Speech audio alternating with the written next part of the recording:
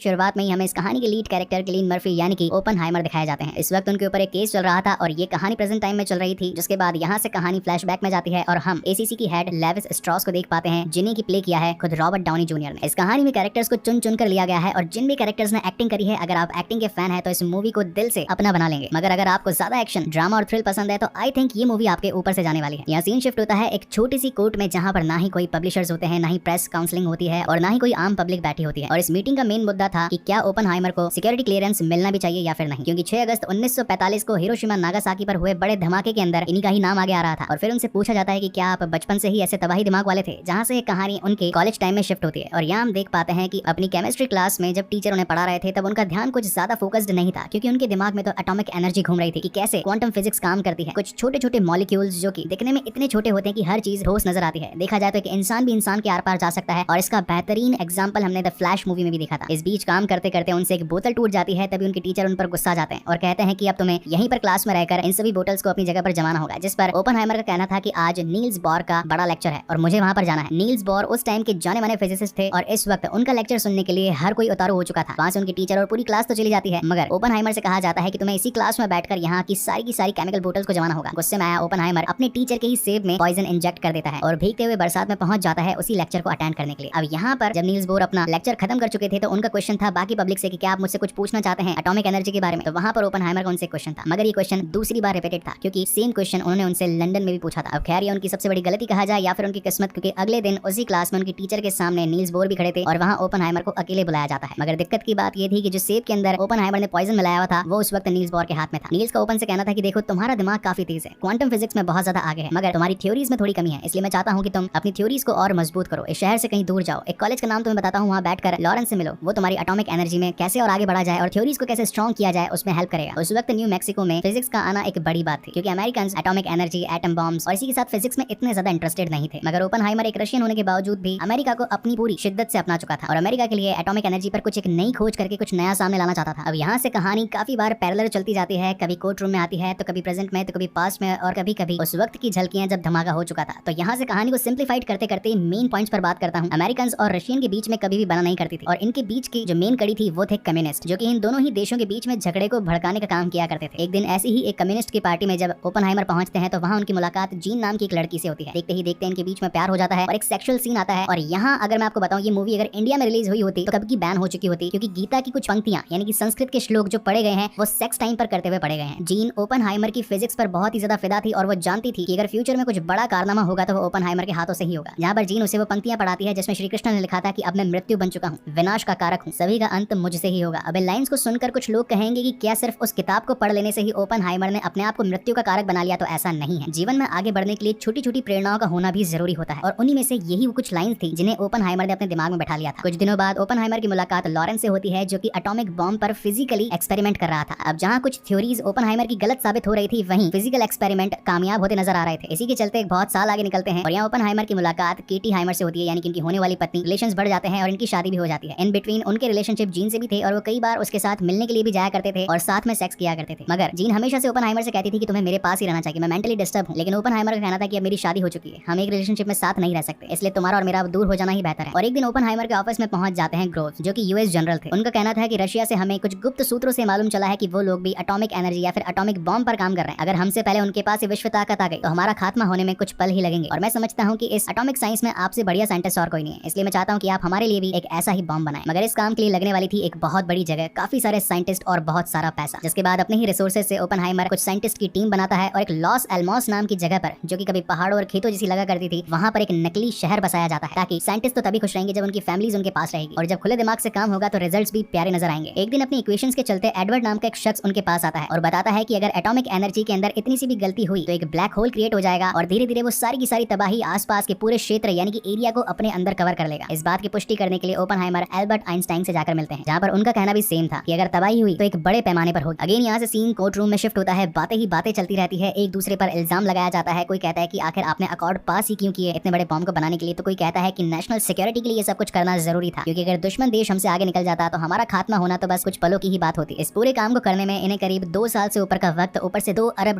की लागत और हजारों लोगों की मेहनत लगती है। इसी बीच ओपनहाइमर के पास खबर आती है कि मानसिक स्थिति के चलते जीन ने सुसाइड कर लिया है। इस बात पर वो टूट जाते हैं, क्योंकि वो तो उनकी बेस्ट फ्रेंड हुआ करती थी और ऊपर से जीन ने ओपनहाइमर से ये भी कहा था कि तुम मेरे साथ रहने के लिए आ जाओ, मगर ये वक्त बहुत ही ज्यादा क्रिटिकल था क्योंकि एटम बॉम्ब अपने पीक पर था, बस बनने ही वाला था और कुछ मेहनत और करनी थी। जब सभी साइंटिस्ट अपनी इस प्रोजेक्ट पर काम कर रहे थे तो एडवर्ड ने हाइड्रोजन का भी ऑप्शन इन्हें दिया था, जो कि एटम से 1000 गुना ज्यादा शक्तिशाली था, मगर कोई भी अभी उसके लिए तैयार नहीं था। लेकिन अपनी इक्वेशंस के चलते ओपनहाइमर इस बात को जान गए थे कि अगर हाइड्रोजन बॉम्ब हमने बना लिया तो कोई और देश भी इसकी कॉपी किए बिना नहीं रहेगा, और अगर बाय चांस झगड़ा हो गया और अगर वर्ल्ड वॉर 3 लड़ा गया तो पूरी दुनिया धूल में मिल जाएगी। और अब वक्त आ चला था फर्स्ट टेस्टिंग का, जहां पर एक छोटे से नमूने के साथ धमाका किया जाना था, और वो धमाका भी इतना बड़ा था कि इनके सर से इनकी टोपी तक उड़ गई थी। सभी लोग अपने इन नमूनों से बहुत ही ज्यादा खुश थे और अब ये बात प्रेसिडेंट तक पहुंचती है, जहां पर उनसे अकॉर्ड पास करवाना था कि ये बॉम्ब किस पर गिराया जाए। अब इस वक्त अमेरिका भी एक बड़ी ताकत और रशिया भी एक बड़ी ताकत थी, जिनके बीच में जापान लड़ रहा था। तो प्रेसिडेंट को अपना आसान शिकार जापान लगता है, जिनमें ये 16 जगहों को पॉइंट आउट करते हैं और अब इनमें से इन्हें एक को चुनना था, जिसमें नाम आता है हिरोशिमा नागासाकी। अब यहाँ पर थोड़े से एटम्स के बारे में एक्सप्लेनेशन हो जाए। बेसिकली एटम्स जो होते हैं ये फ्यूजन पर काम करते हैं। जब तक एक फ्यूजन रिएक्शन नहीं होगा तब तक एटॉमिक एनर्जी अपने फुल पोटेंशियल पर नहीं आ पाएगी, और इस चेन रिएक्शन में जो सबसे खास केमिकल या फिर सबसे खास चीज जो काम में आती है वो होता है प्लूटोनियम। लेकिन दिक्कत की बात ये थी कि अगर बारिश आ जाए, पानी गिर जाए तो फिर फ्यूजन रिएक्शन होने में मुसीबतें आ सकती है, और जिस दिन इनकी फाइनल टेस्टिंग थी उस दिन बरसात आ जाती है। मगर अगले ही दिन जनरल ग्रोव्स को न्यूयॉर्क पहुंचकर सारी की सारी इन्फॉर्मेशन देनी थी कि क्या हमने इतने सालों में मेहनत करके जो चीज बनाई है वो सचमुच काम भी करती है या नहीं। और इस आखिरी दिन के कुछ घंटों पर ही इतने सारे लोगों की उम्मीदें टिकी हुई थी, और फिर जाके फाइनली वो मोमेंट आता है जब सुबह के 5:30 बजे बरसात थोड़ी सी थमती है और सभी लोग अपनी सांसें थाम लेते हैं, और शुरुआत होती है एक ऐसे धमाके की जिसने विश्व में अपना नाम रच दिया। देखा जाए तो पूरी कहानी का सिर्फ ये एक ही एटम बॉम्ब का धमाका था, मगर ये धमाका इतना बड़ा था कि मीलों दूर बैठे हुए लोगों के सर से टोपियां उड़ गई, इनफैक्ट धरती तक हिल चुकी थी। अपने इस प्रोजेक्ट मैनहट्टन में कामयाब होने के बाद में यूएस गवर्नमेंट तैयार थी इस बॉम्ब को हिरोशिमा पर गिराने के लिए। अब यहाँ मुझे एक्सपेक्टेशंस थी कि पुरानी फुटेजेस कुछ दिखाई जाएंगी कि जब वो बड़ा बॉम्ब एक एरोप्लेन के थ्रू हिरोशिमा पर गिराया गया था तो उसका विस्फोट कितना बड़ा था, लेकिन यहाँ ऐसा कुछ दिखाया नहीं गया। सिर्फ डायरेक्टली रिजल्ट्स पर बात हुई कि जब हिरोशिमा पर ये बॉम्ब गिरा तो करीब 2,20,000 लोग मारे गए। इस खबर से हालांकि यूएस गवर्नमेंट बड़ी खुश थी, मगर अंदर ही अंदर ओपनहाइमर इस बात से दुखी थे कि उन्होंने कई सारे परिवार उजाड़ दिए, माओ से उनके बच्चे छीन लिए, बच्चों से उनका फ्यूचर छीन लिया। इनफैक्ट वो हादसा कितना ज्यादा दर्दनाक था, उनकी आंखों के सामने बस वही मंजर घूम रहा था। जिसके कुछ दिन बाद ओपनहाइमर को डायरेक्टली प्रेसिडेंट के साथ एक मीटिंग के लिए बुलाया जाता है, जहां पर ओपनहाइमर का उनसे कहना था कि देखिए हमने इस टेक्नोलॉजी पर जीत तो हासिल कर ली है, मगर मैं चाहता हूं कि हम इसका प्रोडक्शन यहीं रोक दें, क्योंकि अगर ऐसे और बने तो दूसरे देश हमारा मुकाबला करने के लिए ऐसे ही और बॉम्ब्स बनाएंगे, और बाय चांस अगर झगड़ा हो गया तो लाखों नहीं बल्कि करोड़ों लोग, इनफैक्ट मासूम लोग मौत के घाट उतर जाएंगे, जिनमें खून के रंगे हाथों का श्रेय जाएगा सिर्फ और सिर्फ ओपनहाइमर को। जिसमें प्रेसिडेंट कहते हैं कि ये बॉम्ब तुमने नहीं बल्कि मैंने गिरवाया है, हाथ तुम्हारे नहीं बल्कि मेरे रंगेंगे, और इस पर फ्यूचर में भी और काम होता रहेगा। अब यहाँ से कहानी कंप्लीटली कोर्ट रूम पर शिफ्ट हो जाती है, जहां पर सभी वकील, सभी पुलिस वाले, इनफैक्ट सारे के सारे साइंटिस्ट इन पर दलीलें देने लगते हैं कि आखिर कौन कौन कैसे जुड़ा हुआ था इस प्रोजेक्ट में, किसका क्या योगदान था। और यहाँ एंड में हमें पता चलता है कि स्ट्राउस यानी कि रॉबर्ट डाउनी जूनियर, जो कि एक एंटी पर्सनालिटी के रूप में काम कर रहे थे इस मूवी में, 2 बार उनकी इंसल्ट हुई थी थ्रू ओपनहाइमर, और यही रीजन था कि वो उनसे बदला लेना चाहते थे, और उन्होंने ये सर्कमस्टेंसेस बनाए ताकि ओपनहाइमर मेंटली प्रेशर डालकर एक ऐसा हथियार बना दे जो दुनिया विनाशक हो। और तब सामने आती है कहानी की वो साइलेंट कैरेक्टर यानी कि केटी हाइमर, जो कि हमेशा से ही नशे में धुत रहा करती थी। बच्चे अगर रोते भी रहते थे तो कभी जवाब नहीं देती थी, मगर जिस वक्त उनके पति यानी कि ओपनहाइमर पर बात आई तो उन्होंने खुलकर बोला कि ये सारी साजिश लेविस स्ट्राउस की है। और एट द एंड कंक्लूजन में निकलता है कि उनका सिक्योरिटी क्लियरेंस मिल जाता है और ओपनहाइमर पर लगे हुए सारे इल्जामात भी हट जाते हैं। अब यहाँ कहानी के एंड में एक छोटी सी कन्वर्सेशन दिखाई जाती है in between Oppenheimer and Albert Einstein. ये वो वक्त था जब हाइड्रोजन बॉम्बिंग की कुछ इक्वेशंस एल्बर्ट आइंस्टाइन को दिखाई जाती है, जहाँ पर उनका कहना था कि ये तबाही का एक बड़ा रूप ले लेगी, तो कोशिश करना कि ये सारी चीजें रुक जाए। और कहानी का एंड सिर्फ ये दिखाते हुए होता है कि मालूम तो ऑलरेडी ओपनहाइमर को चल चुका था कि अब हाइड्रोजन पावर भी वजूद में आएगी, लेकिन अगर वो वजूद में आई तो दुनिया में हर जगह सिर्फ तबाही ही तबाही होगी। और इसी के साथ ये बेहतरीन मूवी यहीं पर खत्म होती है। अब इस मूवी को लेकर के मेरे कुछ पर्सनल वर्डिक्स हैं जो कि मैं कहना चाहता हूँ। फर्स्ट ऑफ ऑल तो ये मूवी हर किसी के लिए नहीं है, तो अगर बेहतर रहेगा थिएटर्स में न जाकर ओटीटी पर आने का वेट करें, और फिर भी अगर जाना चाहते हैं तो फैमिली के साथ न जाकर के फ्रेंड्स के साथ जाए, क्योंकि डिस्कशन में उनका ओपिनियन बहुत ज्यादा मायने रखेगा, और सेक्सुअल सीन से माँ बाप के जूते खाने से भी बच जाएंगे आप लोग। लेकिन पॉजिटिव पॉइंट ये है कि फिजिक्स के जितने भी स्टूडेंट्स हैं जिन्हें की atomic, quantum physics, mathematics, fusion, electrons, इनके बारे में नॉलेज है और वो और भी ज्यादा जानना चाहते हैं, और ऊपर से कोर्ट रूम ड्रामा उनके लिए एक मोस्ट सेंसिबल टॉपिक है, तो yes they guys are going to be enjoy that movie. I hope guys कि ये वीडियो आप लोगों को पसंद आया हो, और अगर पसंद आया हो तो प्लीज इसे लाइक, कमेंट, शेयर जरूर कीजिएगा। मैं जानता हूं कि मैंने काफी सारे साइंटिस्ट के नाम नहीं लिए हैं, काफी सारे ईयर्स के नाम नहीं लिए हैं, काफी सारे प्लेसेस का एग्जैक्ट लोकेशन नहीं बताया है, मगर वो सब बोलने में, बताने में इतना ज्यादा कॉम्प्लिकेटेड हो जाता है कि ये स्टोरी एक मूवी ना बनकर एक पूरी हिस्ट्री बुक बन जाती है, और 10 मिनटों में एक हिस्ट्री बुक को एक्सप्लेन करना इज नेक्स्ट टू इम्पॉसिबल। तो आई होप गाइस कि आपको मेरी मेहनत पसंद आई होगी। इसके बाद में और भी लेटेस्ट मूवी एक्सप्लेनेशन चैनल पर आने ही वाले हैं, तब तक के लिए keep watching and stay safe, and again thank you so much guys for watching this complicated movie and explanation. जाते जाते सब्सक्राइब करना मत भूलिएगा। तब तक के लिए मिलते हैं।